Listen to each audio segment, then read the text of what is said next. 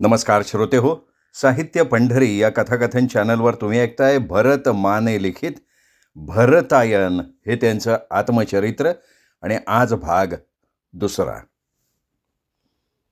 आत्तासारखी त्यावेळेला वाहनांची सोय नव्हती.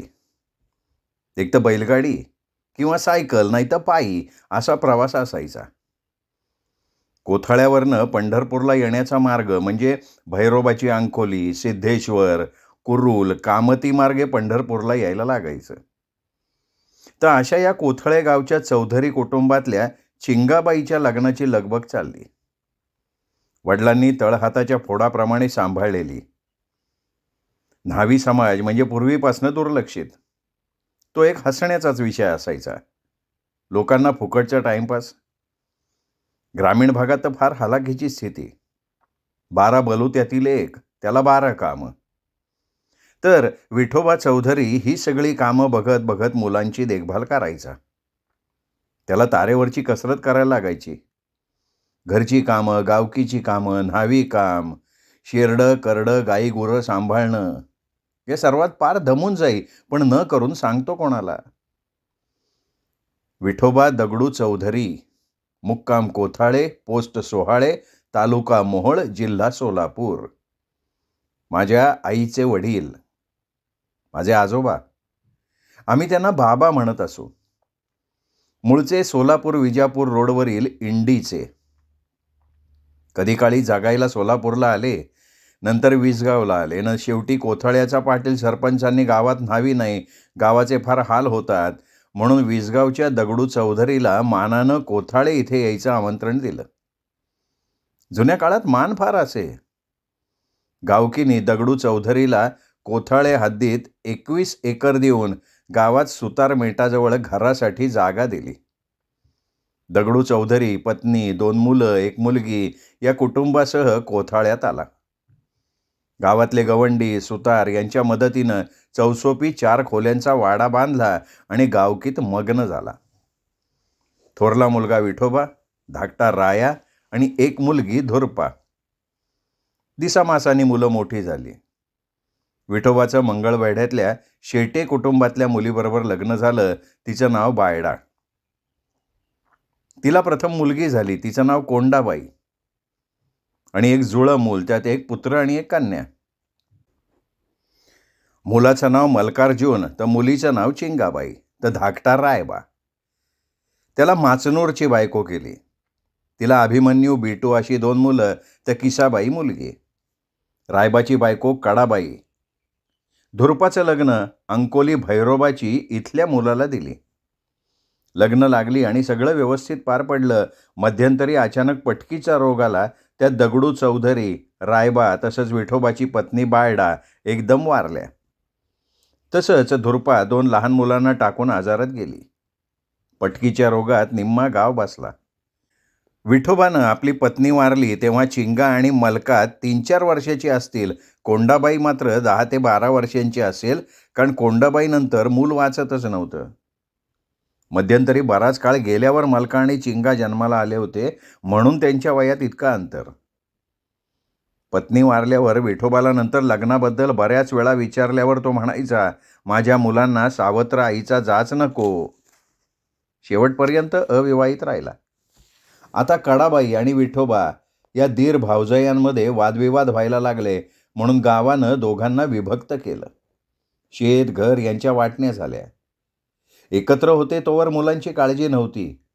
घरात कशाची कमतरता नव्हती. विठोबाला गावात मान होता. सर्व गावकी त्याच्या एकट्याकडे. कारण रायबा वारला त्यावेळेला त्याचा मुलगा 6 ते 7 वर्षाचा होता. त्यामुळे विठोबाच्या घरात धनधान्याला कमतरता नव्हती. 2-4 कणगी भरून धान्य असायचं. या गोंधळात कोंडाबाईचं लग्न मंगळवेढा गावापासून कोसभर अंतरावर खोमनाळ म्हणून गाव आहे, तिथल्या मानेंच्या घरात झालं. कोंडाबाईचं लग्न झालं आणि विठोबाचे हात मोडल्यासारखे झाले. घरात स्त्री नसेल तर काय हाल होतात हे त्यावेळेला त्यांना कळलं. तरीही तसंच आल्या दिवसाला तोंड देत होते. गावातल्या लोकांची मदत घेत होते, शेजारपाजारची मदत घेत होते आणि दिवस जात होते. अधूनमधून आईची मावस मावशी कोथाळ्याला येत होती. आल्यावर घरातली साफसफाई करणं, मुलीचं न्हाणं धुणं, कपडे धुणं, सारवण काढणं, मुलांना चांगलं खाऊ घालणं, त्यांचे लाडकोड करणं आणि मग जशी येई तशी 2-3 दिवसांनी परत जात असे. आता घरात इनमिन 3 माणसं, आवळी-जावळी 2 मुलं आणि स्वतः आजोबा. गावकीचं भरपूर यायचं, खायला कोणी नसायचं. दारात खंडीभर शेरडं करडं, त्यांचं दूध दुभतं यायचं. असं करता करता 4-5 वर्ष गेली. आता चिंगाबाई 11 ते 12 वर्षांची झाली. घरातलं किरकोळ काम, चहा-पाणी, भाजी करणं, वेडीवाकडी भाकरी करणं किंवा भाकरी तयार करायचा प्रयत्न करणं. आजोबा कामावर गेले की घरी आई आणि मामा दोघांचाच कारभार. मामा चुलीला जाळ लावायला आणि आई भाकरी करायला. शेजारची एक मुसलमानाची बरोबरीची मुलगी जोडीला, यांचा स्वयंपाक चालू. भाकरी मोडली की शेरडाला, चांगली झाली तर टोपल्यात. असं करत करत आई स्वयंपाक करायला शिकली. सणासुदीला आजोबाला गावकी भरपूर मिळायची. दिवाळीत फराळ्यांनी डालगी भरायची.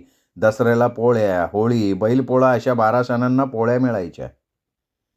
आजोबा बाहेर जिथे काम करी तिथंच जेवण करी आणि मुलांसाठी बांधून आणत असे. अशा प्रकारे विठोबा चौधरी आपल्या संसाराचा गाडा ओढत होता. चिंगा मालकाची जोडी कोथाळे गावात चांगली परिचयाची. लहानपणाच्या खोड्या संपल्या. आता मुलगी कळती झाली आणि विठोबाला मुलीच्या लग्नाची काळजी लागली. पाहुण्या-रावळ्या चर्चा झाली.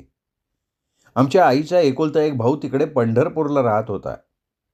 महाद्वारात त्याचं चुरमुरं, कांडं, बत्तासे, हळदी, कुंकू यांचं दुकान होतं. या गोष्टींची चर्चा त्यांच्या कानावर आली. तो सुद्धा माळकरी. चातुर्मास मठात कीर्तनाला यायचा. शंकरबापू चाणियाचा मैत्रीचा संबंध. याला मोठेपणा घ्यायची, अवास्तव वाढवून सांगायची फार सवय. तर या नाना चौधरीनं मध्यस्थी करून चिंगाबाई आणि बळीराम लग्न जमवून द्यायचा घाट घातला. कोथाळ्याला यांच्याबद्दल वाढवून वाढवून सांगितलं. पंढरपूरकरांना मुलीबद्दल वाढवून वाढवून सांगितलं आणि बैठक घडवून आणली. तर अशा ह्या माणसाचं पंढरपुरात माडीवाजा घर होतं. त्या घरात बैठक झाली आणि वरीलप्रमाणे 2 मण ज्वारी, 11 बैलगाड्याच्या बैलांना वैरण देऊन दोन्ही अंगांनी लग्न करून द्यायचं ठरलं. तुळशी बारशीनंतरचा मुहूर्त धरून भजनदास चौकातल्या गवळी समाजाचं नंद यशोदा मंदिर तिथे लग्न करायचं ठरलं. हा काळ साधारण 1955चा असेल. कोथाळ्यावरनं 12 बैलगाड्या वराडाच्या आल्या. नवरी नटली. पण ऐन लग्नात बळीराम रुसला. कारण काय? तर मला नवरी पसंत नाही, ही काळी नवरी मला नको. आली का आता पंचायत? ऐन लग्नात बळीरामचा आणि बापूचा वाद झाला. मला जाणून बुजून असली काळी बायको बघितली म्हणून. त्या काळात नवरा नवरीला दाखवायची पद्धत नव्हती. गोड बोलून समजावून सांगून दादाला शांत केलं. आता मला सांगा, या उन्हात टवाळखोराला कोण आपली पोरगी देईल? बरं, कसं तरी लग्न झालं. आता लग्न कसं? त्या काळात स्पीकर नाही, घोडा नाही. तो मठ शंकरबापूच्या ओळखीच्या ट्रस्टीचा म्हणून मिळालेला. लापशी भात आमटीचं जेवण करून लग्न लावून विठोबा चौधरी गहिवरल्या मनानं पोटचा गोळा माने कंपनीच्या ताब्यात देऊन सदगदित मनानं वराड घेऊन परत कोथाळ्याला गेला. गावी गेल्यानंतर 4 दिवस आजारी पडला. बापाला पदोपदी चिंगाची आठवण यायची. मलका रडायचा. इकडे तर पंढरपुरात चिंगा बावरलेली. आता मानेच्या शंकरबापूजींनी तिचं नाव जनाबाई असं बदललेलं. कागदोपत्री जरी बदललं तरी म्हणताना चिंगाच म्हणायचे. पाठराखीण म्हणून कोंडाबाई राहिलेली. लग्नात थोडं तुम्ही झाल्यामुळे मुगाबाई आणि यशोदाबाई एक झाल्या आणि चिंगाबाई वेगळी पडली. नवी नेवरी 16 दिवसांनी सोळकं झालं. नवरा नवरी गिरजावड्याच्या ज्योतिबा उंचीमाई, कासेगावची यल्लम्मा असं देवदेव करून आली आणि विठोबा चौधरी नवरी माहेरी न्यायला मुराळी आला. 51 सजगौरीच्या पोळ्या, 25 गोड धपाटी, 25 तिखट धपाटी, सासूला साडी चोळी, जाऊबाईला साडी चोळी असा सगळा सराजम घेऊन मुराळकी आलाय. लग्नात वाद झाल्यामुळे बळीरामनं आपले रंग दाखवायला सुरुवात केली होती. तो बायकोला छोट्या छोट्या कारणावरनं मारी. सासूचा जावेचा जाच यामुळे चिंगाबाई घाबरून गेली. बापाबरोबर माहेरी आल्यानंतर चिंगाबाईंनी आणि कोंडाबाईंनी बापाला सगळं सांगितलं, पण बापाला धक्का बसला. पण करणार काय? नाना चौधरीला समजवायला सांगितलं तर बळीरामची आणि नानाची भांडणं, त्यामुळे चौधरी मानेंच्या घरी यायचा बंद झाला. तर अशा पद्धतीनं आमच्या आईबापाच्या लग्नाची कथा. आता चिंगाबाईला असेल तसं राहण्याशिवाय पर्याय नव्हता. आता बळीराम दादा तर बेफिकीर झाला. केलं काम तर केलं, नाही केलं तर नाही केलं. पहिलं कोणालाच भीत नव्हता. आता तर काय सांगायचं, याच्या खोड्या वाढल्या, व्यसनं वाढली. दारू पिणं, सिगरेट ओढणं, पान तंबाखू खाणं, मटका खेळणं, नदीवर बोंबलत फिरणं, तालमीत जाणं, सिनेमा बघणं, असे अनेक प्रकार दादाला लय आवडायचे. एक नंबरचा स्वार्थी माणूस, स्वतःपुरता जागायचा, बेफिकीर वृत्ती, बायकोची काळजीच नाही. नवऱ्याच्या अशा वागण्याचा आईला फार त्रास व्हायचा. नंदन मानेला कामाचा ताण पडायचा, तो सुद्धा बापाला घाबरून होता, कारण त्याच्या खोड्या फार. बापाची धोकटी लपवून ठेवायचा, सिनेमाला पैसे मागायचा, गल्लीत भांडणं करायचा, दुसऱ्याला मारायचा, स्वतः मार खायचा. पंढरपुरात 2 तालमी, थोरली तालीम विप्रदत्त घाटावर तर धाकटी तालीम बाराभाई म्हणजे गोविंदपुरात. त्यांच्यात नेहमी वाद चालायचे. यामध्ये सगळ्यात पुढे बळीरामदादा. सर्वजण फुगवून द्यायचे, हे पुढे जायचे. मागचे पळून यायचे, हे मार खायचे. 5-6 जणांपुढे यांचं काय चालणार? तर असा यांचा हा कार्यक्रम. न्हावी गडी आणि 72 खोडी ही म्हण या माणसाला लागू पडत होती. तर अशा या दादाच्या वागणुकीचा आईला फार त्रास होत होता. चुलतीला कारणच मिळायचं, कारण तिच्या नवऱ्याला नंदनला दुकानात एकट्याला दिवसभर राबायला लागायचं आणि दादा मोकळा फिरायचा. आजी वैतागायची बापाच्या खोड्यामुळे. त्यामुळे चुलती आणि आजी एक व्हायच्या आणि नव्या नवरीला जाच करायच्या. बिचारी एकांतात रडत बसायची. घरचा कामाचा राडा, जात्यावर दळण, सडा रांगोळी, पाणी, शेतातली कामं दिवसभर. सासू सुनाच्या हाताखाली कामाने दुमती व्हायची. खायला सुद्धा नीट देत नव्हते. सासू सुना दोघी चहा करून प्यायच्या, पण आईला विचारत सुद्धा नव्हत्या. दिवसभर यांचा त्रास आणि रात्री नवऱ्याचा त्रास. रात्री दादा पिऊन यायचा, आईला त्रास द्यायचा. सासू सुना कान भरायच्या, खोटं नाटं सांगायच्या, आईच्या चहाड्या सांगायच्या. आई आणि दादा ज्या खोलीत झोपत त्या खोलीच्या जवळ बसायच्या, नवरा बायकोचं बोलणं ऐकायच्या. बाप रागाच्या भरात आईला मारायचा, रात्र रात्र पाय दाबायला लावायचा, झोपू देत नसे. दिवसभर सासू सुना आणि रात्रभर नवरा, अशा या दुहेरी जाचा त्या चिंगाबाई पिचली, वाळून चालली. खायला नीट नाही, कामाचा तडाखा, झोप नीट नाही, अशा त्रासात संसार चाललेला होता. जुन्या काळात बायकांना फार त्रास असे. बायकाच बायकांच्या दुश्मन असत. त्याचं स्पष्ट उदाहरण हे होतं. सासू आणि जाऊ यांच्या त्रासाची किती उदाहरणं देऊ हो. दोघी आईला दिवसभर काम पुरवत. सकाळी 5 वाजता दिवस सुरू व्हायचा. दळण कांडण, रांधा उष्ट काढा, शेतीची कामं, नवऱ्याचा जाच, दिवसभर बसू देत नसत. सारखं मागे कामाचा उरक. एवढं करून प्रेमाचे 2 शब्द नाही ना. टोचून बोलणं, शिळपाकं खायला देणं, नवऱ्याला एकाचं 2 करून सांगणं, मारायला लावणं, नवरा बायकोत भांडणं लावणं, माहेरी जाऊ न देणं आणि माहेरच्या लोकांना घरी येऊ न देणं, आणि आली तरी बोलू नाही द्यायचं. सासू सुना एकत्र समोर बसून दोघीच चहा पीत, जेवण पण करत, पण चिंगाबाईला विचारत सुद्धा नसत. अर्धा कप चहा देत नसत. आणि नवरा तर नेहमी रागात. कधी मारायला लागेल सांगता येत नसे. अशा स्थितीत चिंगाबाईचं नांदणं चाललेलं होतं. नरक यातना बऱ्या असं वाटे. कोणाबरोबर दुःख वाटून घेता येत नसे आणि बोलायचं तरी कोणाशी, कारण शेजारी पाजारी जायला बोलायला बंदी. कधी कोणाशी बोलताना दिसली तर मरस्तवर मारायचं. घरातली बित्तम बातमी नवऱ्याला सांगितली जायची आणि तो सुद्धा खरं खोटं न बघता सांगणाऱ्यावर विश्वास ठेवायचा आणि गुर्रासारखा मारायचा. रोज मरे त्याला कोण रडे या म्हणीप्रमाणे आईला सहन करण्याशिवाय उपाय नव्हता. दुःख कोणाला सांगता येत नसे. दुसरं असं की आता बळीराम दादा स्वैर झाले. मनाला वाटेल तेव्हा काम करणार, कुठेही हिंडणार फिरणार, टार्गट मित्रांच्या बरोबर. जेवढं दुकानात कमवायचं तेवढं चैनीवर घालवायचं. चैनी स्वभाव. मन की खुशी दिल का राजा. विचारणार कोण? विचारणाऱ्याला त्रास. असा हा खट्याळ आणि खोडील दादा. जोपर्यंत घरच्या मंडळींना तो कमवून देत होता तोपर्यंत सगळेजण खुशीत असायचे, पण नंतर दादाच्या चैनीलाच पैसा पुरेनासा झाला. जेवढं दिवसभर कमवायचं तेवढं रात्री संपवायचं. घरात पैसे देणं बंद, खायला मात्र बाकासूर. अशा या दादांचा घरातल्या लोकांना आता त्रास व्हायला लागला. चिंगाबाईच्या जाचाला आता उधाण आलेलं. बळीरामचा सगळा राग बायकोवर काढला जायचा. दादाला विचारायची कोणाच्यात हिंमत नव्हती. मांजराच्या गळ्यात घंटा बांधायचं धाडस कोणाच्याही अंगात नव्हतं. कायम रगेल, भांडणाची कायम खुमखुमी. मग याला पायबंद कसा घालायचा? सगळेजण वैतागले. शंकरबापूला तर दादा बोटावर खेळवायचा. वहिनीला हसण्यावारी न्यायचा. नाही म्हटलं तर आजीला म्हणजे यशोदाला टरकायचा थोडासा. ती लाकडाची फळकूट घेऊन मारायला धावायची. अख्ख्या गावाला फिरवणारा.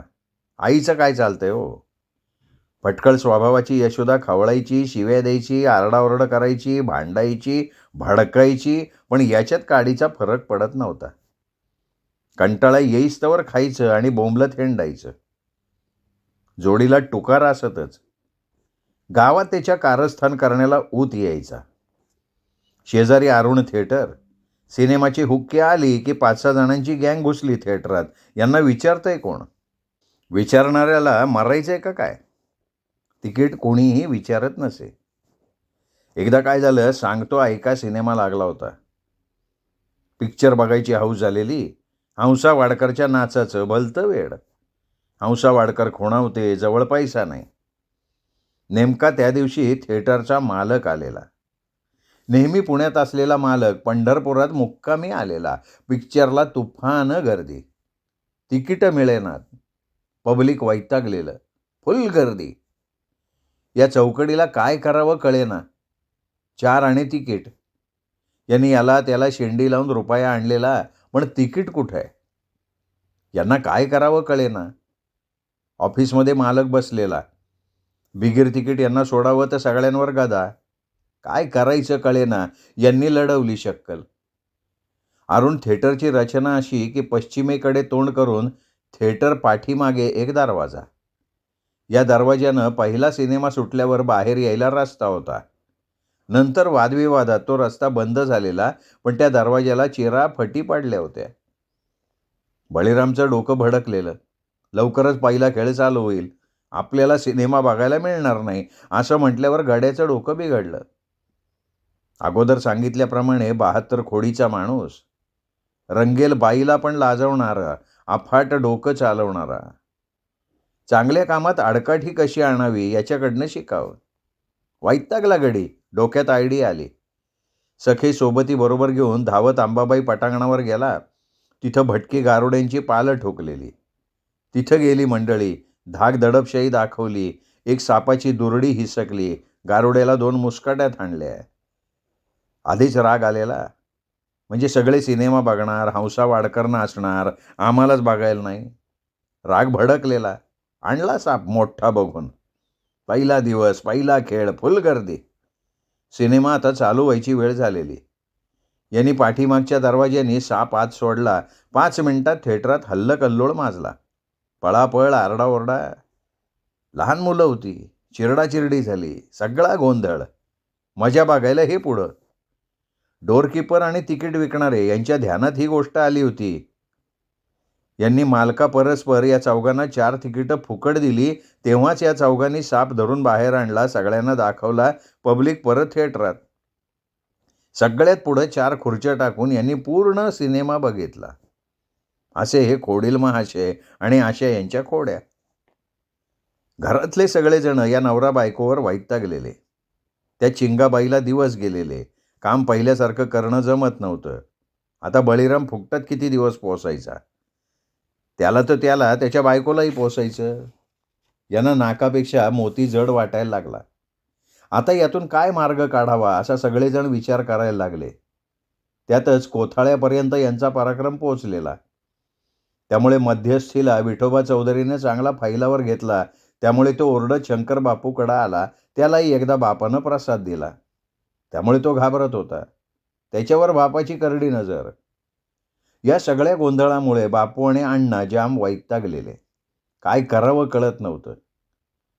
असेच एकदा सगळेजण वडिला व्यतिरिक्त विचार करत बसलेले असताना त्यांच्या डोक्यात एक विचार आला की बळीरामला जबाबदारी नसल्यामुळे हा असा करतोय. याच्यावर संसाराची स्वतंत्र जबाबदारी टाकल्याशिवाय हा काही सुधारणार नाही. मग यांचं स्वतंत्र बिऱ्हाड करायचं ठरलं. आईला तर या निर्णयानं फार बरं वाटलं. तिला रात्रंदिवस चरकातनं पिळल्यागत पिळायची. अण्णांनी आणि बापूंनी दादाला दुसऱ्या दिवशी संध्याकाळी हा निर्णय सांगितला. बापाला तेवढंच पाहिजे होतं. कुणाचा त्रास नको, वैताग नको. त्यामुळे या निर्णयाला बाप कबूल झाला. जवळच रंगनाथ गुर्जरची जागा होती. तिथे एक 5 खण जागा बांधून दगड, माती, भेंड यांच्या साहाय्यानं आत 2 खण, बाहेर 3 खण असं घर वापरायला घेतलं.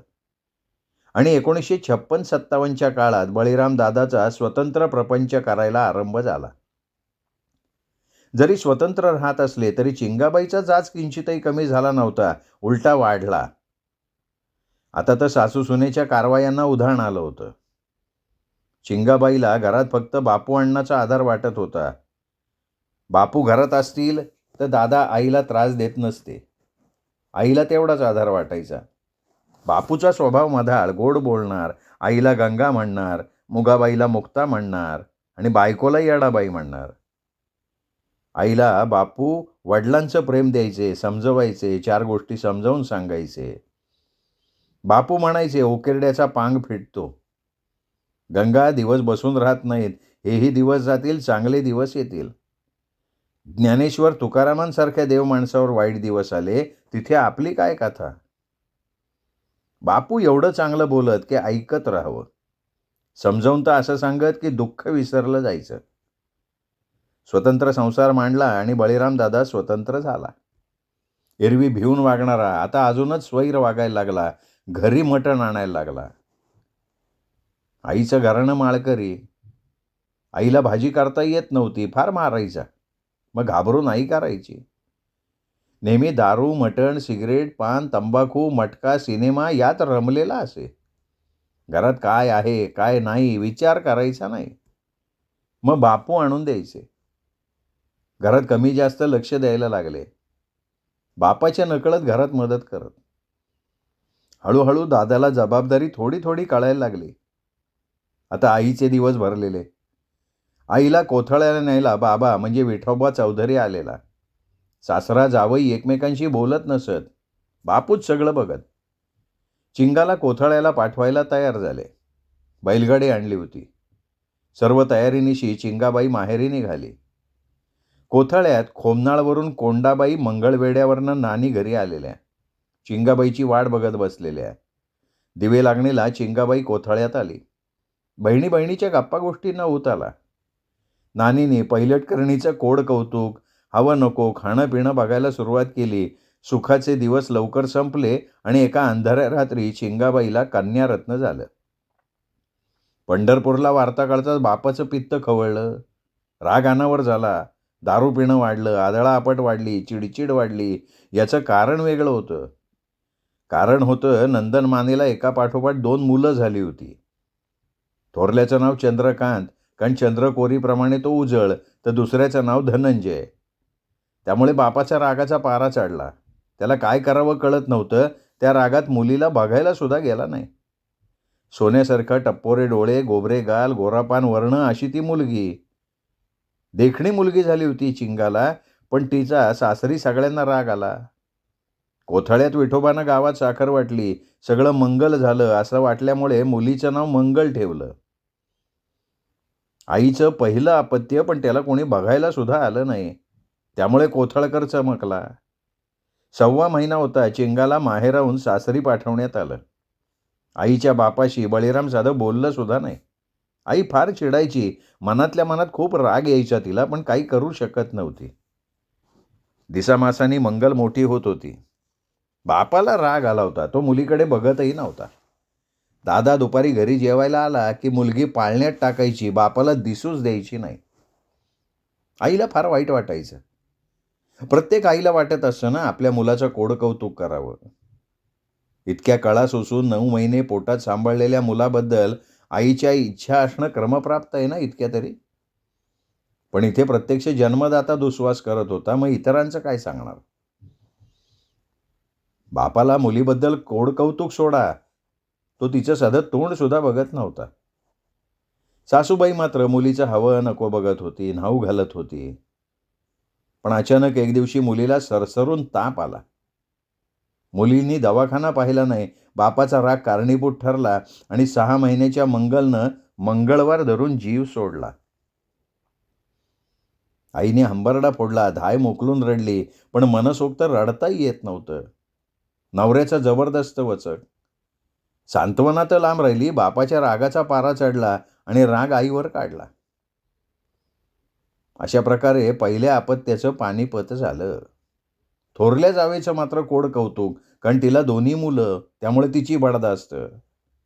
खाणं काय, आराम काय, ल्याय नेसायला काय. त्यात तिचा नवरा निर्व्यसनी, कमवता, घरचा सगळा कारभार त्याच्या हातात, तो म्हणेल ती पूर्व. कदाचित याचाही राग असेल. घरातल्या मोठ्या माणसांवर राग काढता यायचा नाही. राग काढता यायला एकच माणूस, ती म्हणजे आई. मग रात्र झाली की आईला मार खायला लागायचा. नवऱ्यानी मारलं, पावसाने झोडपलं, तक्रार कोणाकडे करणार? अशा तऱ्हेनं चिंगाचं नांदणं चाललं होतं. सगळ्यांनी बळीरामापुढे हात टेकले. त्याचं "ये रे माझ्या मागल्या, ताककण्या चांगल्या" अशी गत सुरू. बरं, यावर उपाय नाही ना काही, कोणाचं ऐकायचं नावच नाही. स्वतंत्र राहिल्यामुळे आता वडील आणि चुलते यांचं हे ऐकणं सोडून दिलं होतं. अशा या माणसाबरोबर चिंगाबाई संसारात मन रमवत होती. आता एक ओलावा निर्माण झाला होता. ज्या घरात आई राहत होती त्या घराचे मालक रंगनाथ गुर्जर यांचे पुत्र लक्ष्मण आणि त्यांची पत्नी माई आपल्या 3 अपत्यांसह शेजारी, म्हणजे आमच्या घराच्या शेजारी त्यांची जागा होती, तिथे बांधून राहायला आली. फार सुंदर माणसं, प्रेमळपणा तर नसानसात भरलेला. आईवर माईची फार माया. या माईचं मात्र दादा ऐकत. एक तर त्यांचा दरारा फार आणि त्या रागीटही तेवढ्याच. त्यांचे पती PWD खात्यात गाडीवर ड्रायव्हर. लक्ष्मण गुर्जर त्यांचं नाव. बुटके पण फार गमत्या स्वभावाचे. राग पण तेवढाच.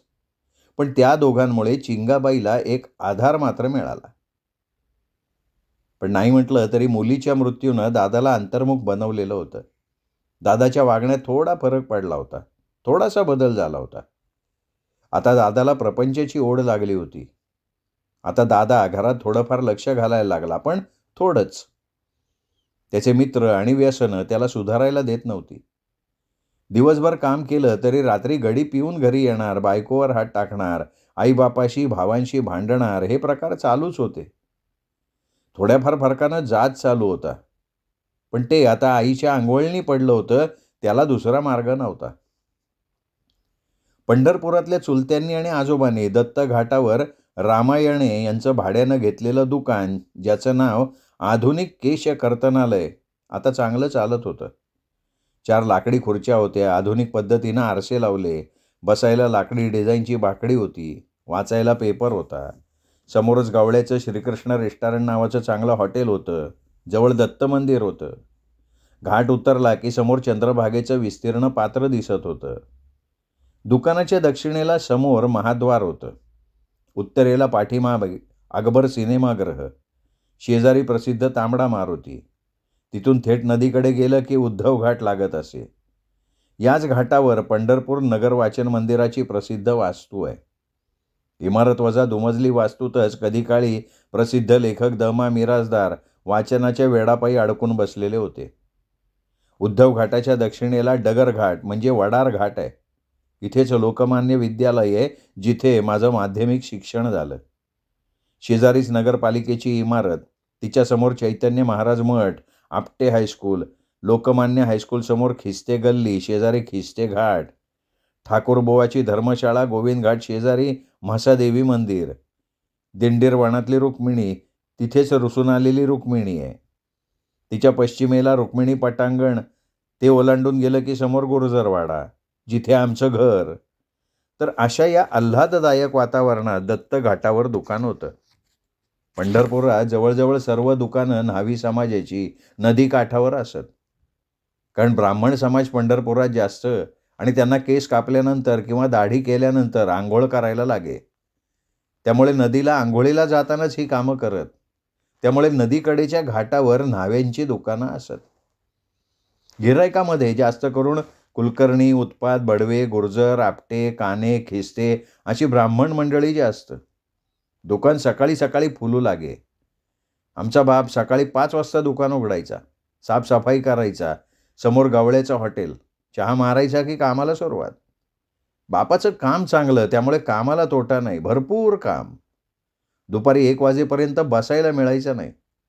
दुपारी घरी आले की जेवण करून 2ला परत दुकाने, असेल तर काम करायचं, नाही तर बाकड्यावर ताणून द्यायची. 3-4 वाजता एखादं गिऱ्हाईक आलं तर तेच उठवायचं. त्याच गिऱ्हाईकाला चहाला टाकायचं आणि कामाला सुरुवात करायची. सकाळी 9 ते 10च्या दरम्यान नाश्ता पण तिथंच करायचा. रात्री 9 ते 10 वाजेपर्यंत काम करायचं आणि मग दुकान बंद की मग निघाले ऐश करायला. खाणं पिणं, आठवण होईल तेव्हा घर. आमचा बाप हा असा. त्याच्या कामात कोणी हात धरायचा नाही. कामाला वाघ, लय कमवायचा, पण सकाळी चहाला महाग. फुकट्या मित्रांची पौज संध्याकाळी 9 वाजले की दुकानावरनं चक्रा सुरू करायची. अण्णाला बापूला भ्यायची, त्यामुळे दुकानात येत नव्हती, पण दुकान बंद झालं की बिलगली. मग म्हसादेवीच्या खालच्या अंगाला कोळ्याचा दारूचा धंदा गाठला की वेळेचं भान नाही. पडत झडत 11-12 वाजता घरी यायचं. तोपर्यंत आई बिना अन्नपाण्याची वाट बघत असायची. संध्याकाळी बाप आल्यावर जेवला तर जेवला, नाही तर तसंच झोपायचा. पण तो जेवल्याशिवाय आई जेवत नसे. हा असा बापाचा दिनक्रम चालू होता. श्रोते हो, तुम्ही ऐकताय भरत माने लिखित भरतायन संघर्ष जीवनाचा, हे त्यांचं आत्मचरित्र. आज 2रा भाग इथेच संपला. 3रा भाग उद्या ऐकूयात साहित्य पंढरी कथाकथन चॅनलवर. तोपर्यंत नमस्कार.